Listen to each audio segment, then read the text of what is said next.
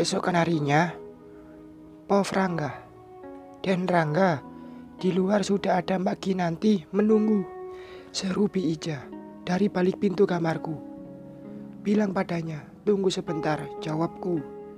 Aku menatap foto pernikahanku yang tergantung di dinding kamar. Tampak wajah Zia yang tersenyum bahagia di sana.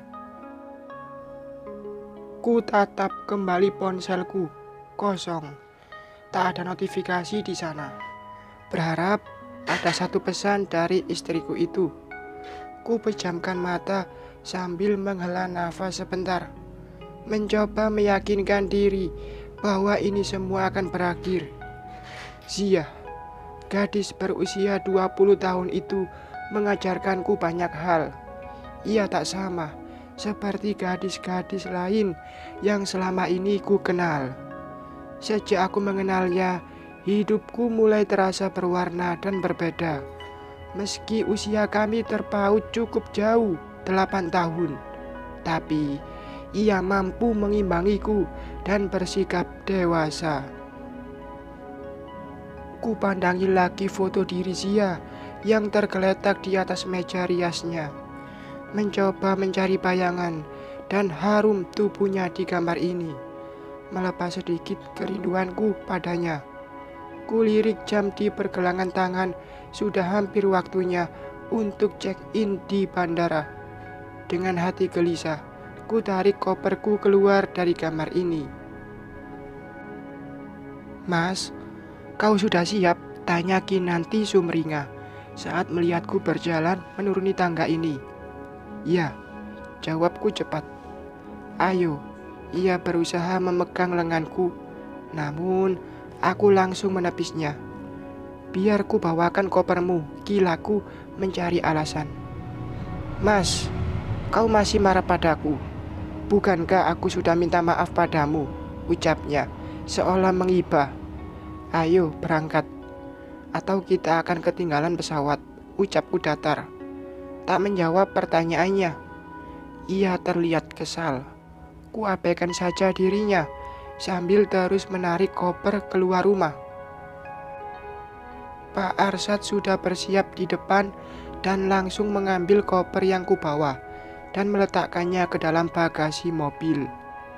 Aku memilih duduk di depan bersama Pak Arsyad. Tak lama, Kinanti pun masuk ke mobil. Dengan wajah kesal, ia memintaku untuk duduk di jok belakang bersamanya. Namun, aku tak menggubrisnya. Berpura-pura tak mendengarnya. Langsung ke bandara saja, dan Rangga, tanya Pak Arsyad. Sopir yang sudah belasan tahun mengabdi pada keluargaku. Iya, Pak. Sepanjang perjalanan, aku tak mengajak Kinanti bicara.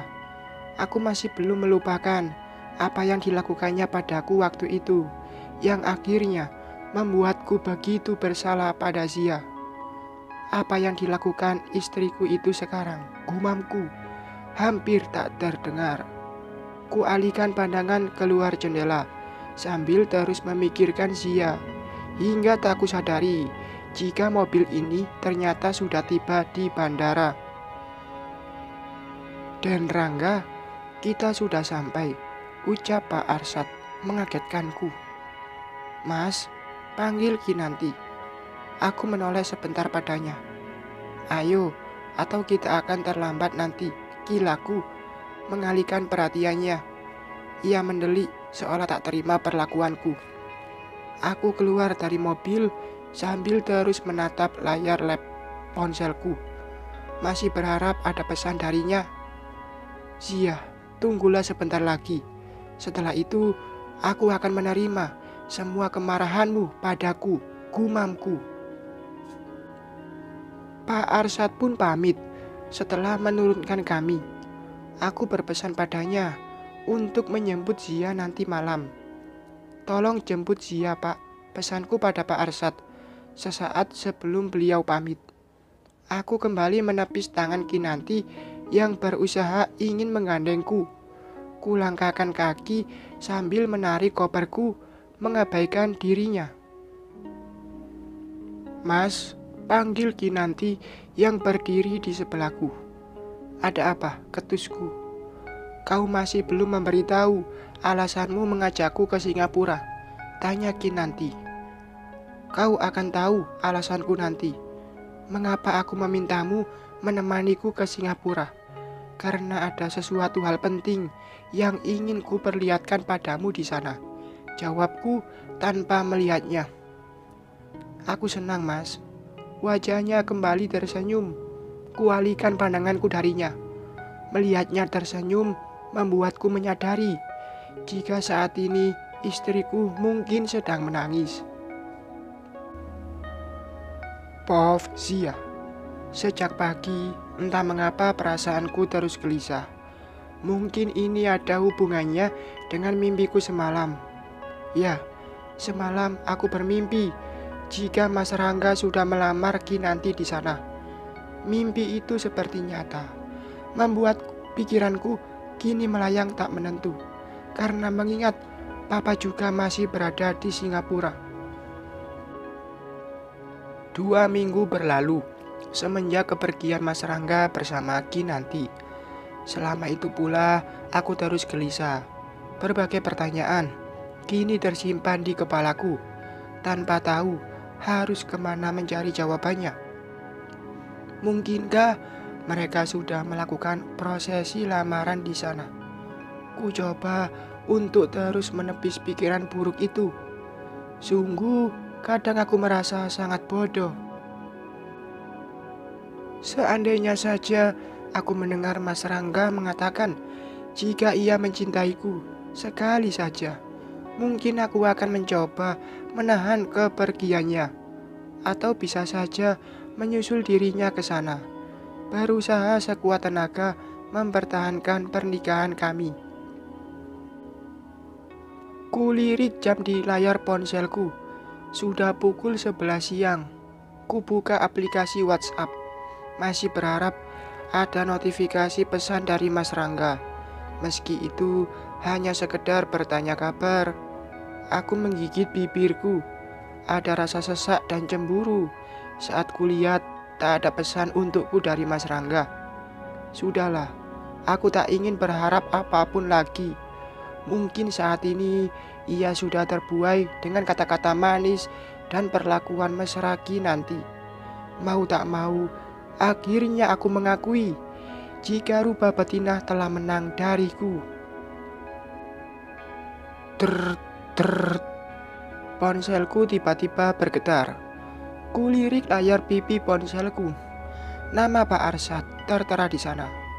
Pak Arsyad meneleponku, menanyakan waktu kepulanganku. Sehari setelah kepergian Mas Rangga ke Singapura. Ia datang ke sini atas perintah dari Mas Rangga yang memintanya untuk menjemputku pulang. Mbak Zia, saya hanya menjalankan tugas saja. Dan Rangga meminta saya untuk menjemput Mbak Zia pulang ke rumah, ucap Pak Arsyad sewaktu kutanya. Aku menyuruhnya pulang dan memintanya untuk tak datang lagi ke sini. Namun, karena loyalitas yang tinggi pada majikannya, ia selalu menelepon atau berkirim pesan bertanya kapan ia bisa menjemputku pulang. Ku hela nafas panjang, lalu berjalan ke halaman belakang rumah, memandang sebentar buah-buah pepaya yang hampir matang itu.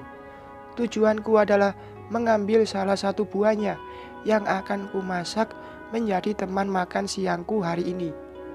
Sudah lama rasanya tak mencicipi tumis pepaya muda buatanku sendiri.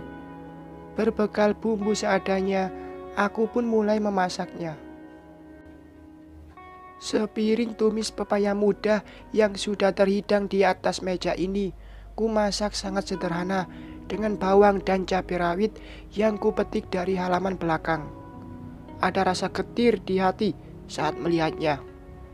Baru saja selesai menikmati makan siangku, tiba-tiba terdengar bunyi klakson mobil dari depan rumah. Siapa yang datang? Setahuku, Pak Arsyad tak pernah membunyikan klakson mobilnya setiap datang kemari. Aku bergegas menuju pintu, lalu mengintip mencari tahu siapa gerangan yang datang ke rumah. Mobil itu adalah Ferrari milik Mas Rangga. Apa ia sudah pulang dari acara liburannya dengan Kinanti? Jadi teringat dengan rupa betina itu. Mengapa setelah tiba di Singapura, ia tak memamerkan kemesraan mereka atau mengirimkan pesan yang merayakan kemenangan dirinya karena telah berhasil merebut Mas Rangga dari sisiku. Cukup lama aku mengintip dari balik jendela ini, namun tak kutemukan sosok pria yang telah membuatku jatuh cinta di sana. Pergi kemana dia? Karena penasaran tak melihat sosoknya, aku pun keluar dari rumah, lalu berdiri terpaku melihat ke arah mobilnya. Kuputuskan untuk masuk kembali ke dalam rumah. Namun langkahku terhenti saat tiba-tiba lenganku langsung ditarik seseorang. Aku tahu kau akan keluar mencariku, Zia, ucapnya sambil menarikku ke dalam pelukannya. Mas Rangga, pekiku tertahan. Karena terkejut, aku berusaha melepaskan tangannya. Sayang, ia memelukku erat. Kau benar-benar keras kepala, ucapnya. Aku tak tahu entah mengapa hatiku senang, tapi di sisi lain ada rasa gelisah yang tadi masih terus menghantui perasaanku. Ayo, kemasi barang-barangmu. Kita pulang ke rumah, ajaknya. Aku menunduk, melabuhkan wajahku di dadanya. Meski gemetar, setidaknya harum parfumnya yang kurindukan membuat perasaan sedikit lebih baik. Masuk dulu, Mas. Tak enak kalau dilihat tetanggaku nanti. Ku lepas pelukannya sambil terus menunduk, tak berani mengangkat wajahnya. Entah mengapa, tiba-tiba aku merasa malu. Aku berjalan masuk, diikuti olehnya yang berjalan di belakangku. Tubuhku masih sedikit gemetar karena berada dalam pelukannya tadi. Kulangkahkan kaki ke dapur, sekedar untuk membuatkannya segelas teh hangat.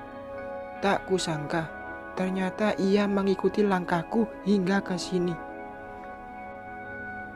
Kau makan sendiri, tak menyisakan sedikit untukku, tanyanya sambil mengangkat piring yang berisi sisa tumis pepaya muda yang masih tersisa sedikit. Maaf, aku tak tahu jika kau akan datang, Mas, jawabku sambil menunduk. Tak apalah, meski sedikit, aku lapar, ucapnya. Ia mengambil nasi yang masih tersisa di sana, lalu menikmati makan siangnya dengan tumis pepaya muda yang tersisa sedikit itu. Kau bisa pesan makanan saja, Mas, jika lapar, sahutku. Ia tak menggubris perkataanku, asik sendiri menikmati makan siangnya. Aku duduk di dekatnya, menunggu ia sampai selesai. Sudah lama kau pulang, Mas, tanyaku pelan, sambil menuangkan air putih ke dalam gelas kosong yang ada di dekatnya.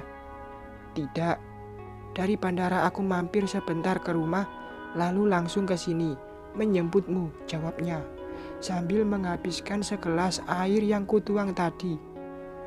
Kau pulang sendiri atau? Tanyaku pelan. Aku pulang sendiri, potongnya cepat. Oh, aku berdecak pelan. Ia menggelengkan kepalanya, lalu menatapku. Kau bahkan tak menanyakan kabarku, Zia. Ia seolah protes. Tak perlu. Kau pasti baik-baik saja, Mas. Bukankah kau sedang pergi berlibur ke sana, berdua dengan... Aku menggigit bibirku, tak bisa mengucap nama Kinanti. Dadaku tiba-tiba sesak saat mengingat kepergiannya bersama Kinanti 2 minggu lalu. Aku memang pergi ke sana bersama Kinanti. Apa kau masih marah karena itu? Aku menggeleng cepat. Tidak, aku senang. Kalian berdua kembali ke sini dengan selamat. Jawabku getir. Sejenak kami berdua diam. Hanya ada dentingan sendok saja yang terdengar. Aku akan mengurus perceraian kita secepatnya. Ucapku menghilangkan kekakuan di antara kami, lalu berdiri sambil memalingkan wajah. Bagaimana jika aku tak ingin menceraikanmu? Sangganya. Aku terdiam mendengarnya. Jantungku kini berdegup kencang. Sebenarnya, apa yang Mas Rangga harapkan dengan pernikahan yang hambar ini? Sia, kita tak akan pernah bercerai, tegasnya, yang membuatku semakin dilema. Aku menoleh sebentar padanya. Kulihat wajahnya yang tersenyum padaku. Kau bilang jatuh cinta padaku, lalu mengapa harus bercerai? Pertanyaannya seolah mempermainkan perasaanku. Lidahku tiba-tiba keluh, tak bisa berkata-kata. Aku masih menunggu kemarahanmu, Sia, ucapnya lagi. Wajah itu masih tersenyum memandangku.